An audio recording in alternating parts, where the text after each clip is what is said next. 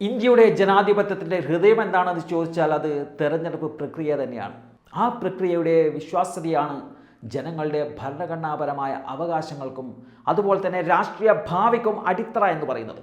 അത്തരമൊരു സമ്പ്രദായത്തെ തന്നെ ചോദ്യം ചെയ്യുന്ന വെളിപ്പെടുത്തലുകളാണ് പ്രമുഖ സാമ്പത്തിക വിദഗ്ധനായ കേന്ദ്രമന്ത്രി നിർമ്മല സീതാരാമൻ്റെ ഭർത്താവ് കൂടിയായ പരകാല പ്രഭാകർ ഇപ്പോൾ മുന്നോട്ട് വെച്ചിരിക്കുന്നത്. When I was looking at the Andhra Pradesh poll data, exclusively from the ECI data and the Chief Electoral Officer of Andhra Pradesh, CEO of AP, their data, what I found was between 11:45 and 2 a.m.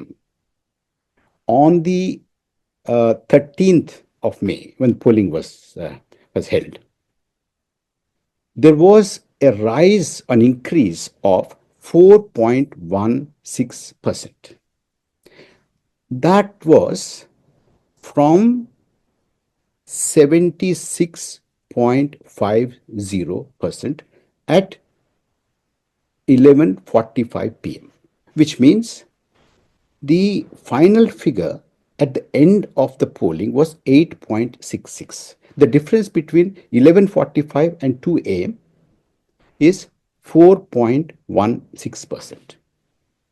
Now, 4.16% of 3,33 lakhs and odd would give you the figure that you have cited, 17 lakhs.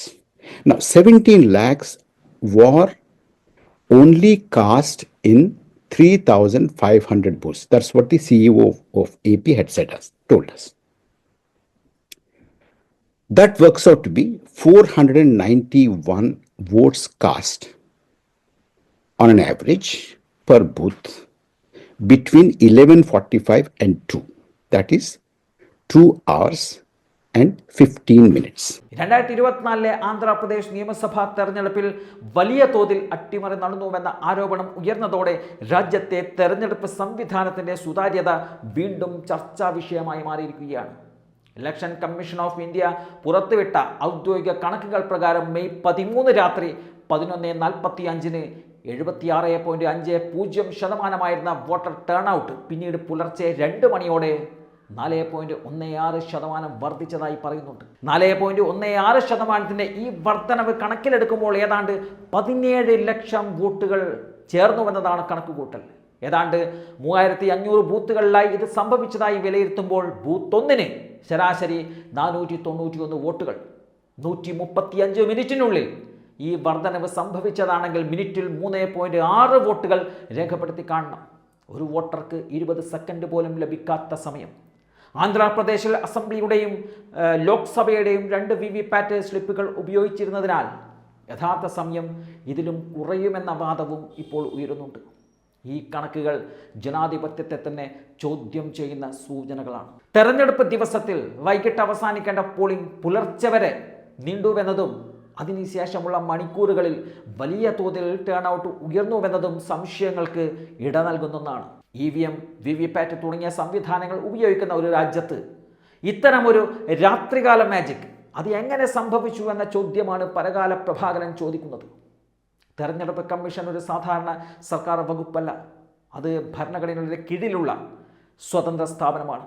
അതിൻ്റെ വിശ്വാസ്യതയിൽ ചെറിയ വിള്ളലുണ്ടായാൽ പോലും അത് ജനാധിപത്യത്തിൻ്റെ അടിത്തറ തന്നെ തകർക്കുന്ന ഒന്നായി മാറും. അതുകൊണ്ട് തന്നെ ഈ ആരോപണങ്ങൾ ഉയർന്ന നിമിഷം മുതൽ സുതാര്യമായ ഒരു വിശദീകരണം നൽകേണ്ടത് തെരഞ്ഞെടുപ്പ് കമ്മീഷൻ്റെ ബാധ്യതയാണ്, അവരുടെ കടമയാണ്. ആരോപണം ഉന്നയിച്ച പരകാല പ്രഭാകരൻ ഒരു പ്രമുഖ സാമ്പത്തിക വിശകലന വിദഗ്ധൻ കൂടിയാണ്.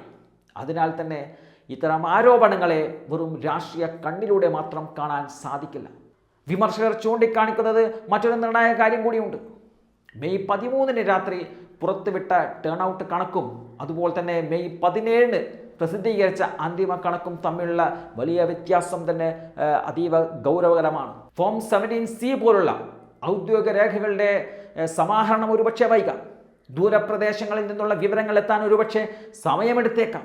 ഇതൊക്കെ സാങ്കേതിക വിശദീകരണങ്ങളായിരിക്കാം. പക്ഷേ അത്തരമൊരു വലിയ വർധനവിന് വ്യക്തവും സുതാര്യവുമായിട്ടുള്ള രേഖാമൂലമുള്ള വിശദീകരണം നൽകേണ്ടത് അനിവാര്യമായൊരു ഘടകമാണ്. ഡാറ്റ അപ്ഡേറ്റ് വൈകി എന്ന പൊതുവായ മറുപടി മാത്രം മതിയാവുകയില്ല. ജനാധിപത്യത്തിൽ തെരഞ്ഞെടുപ്പ് ഫലം മാത്രമല്ല പ്രധാനം, ഫലത്തിലെത്തുന്ന പ്രക്രിയയാണ് കൂടുതൽ നിർണായകം.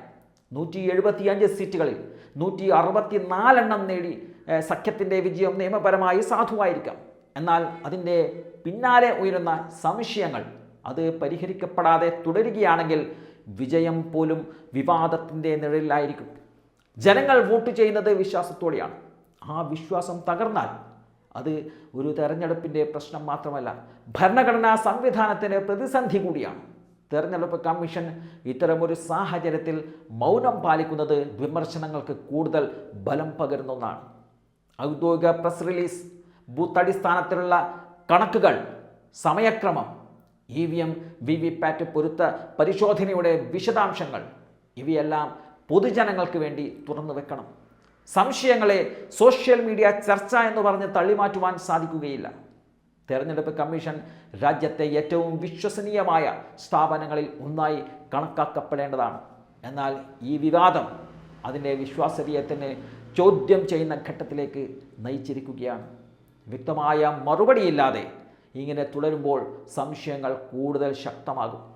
ഓരോ ബൂത്തിലെയും അന്തിമ കണക്കുകൾ, അപ്ഡേറ്റ് സമയക്രമം, വൈകിയ കണക്കുകളുടെ കാരണം ഇവയെല്ലാം തുറന്നു വെക്കേണ്ടതുണ്ട്. അതിലൂടെ മാത്രമേ ജനങ്ങളുടെ വിശ്വാസം വീണ്ടെടുക്കുവാൻ സാധിക്കുകയുള്ളൂ. അല്ലാത്ത പക്ഷം ഈ ആരോപണങ്ങൾ ഇന്ത്യൻ തെരഞ്ഞെടുപ്പ് സമ്പ്രദായത്തിൻ്റെ സമഗ്രതയെ തന്നെ സ്ഥിരമായ ഒരു ചോദ്യചിഹ്നമായി മാറ്റാനുള്ള സാധ്യതയുമുണ്ട്. ജനാധിപത്യത്തിൻ്റെ സംരക്ഷണം ഒരു സ്ഥാപനത്തിൻ്റെ മാത്രം ബാധ്യതയല്ല, പക്ഷേ തെരഞ്ഞെടുപ്പ് പ്രക്രിയയുടെ കാവൽക്കാരനായി നിൽക്കുന്ന കമ്മീഷൻ്റെ ഉത്തരവാദിത്വം അതിലേറെയാണ്. സംശയങ്ങളെ അവഗണിക്കുന്നത് ഒരു പരിഹാരമല്ല. സത്യാവസ്ഥ എന്തായാലും അത് ജനങ്ങളോട് തുറന്നു പറയേണ്ടത് അവരുടെ ഭരണഘടനാപരമായ അവകാശം കൂടിയാണ്.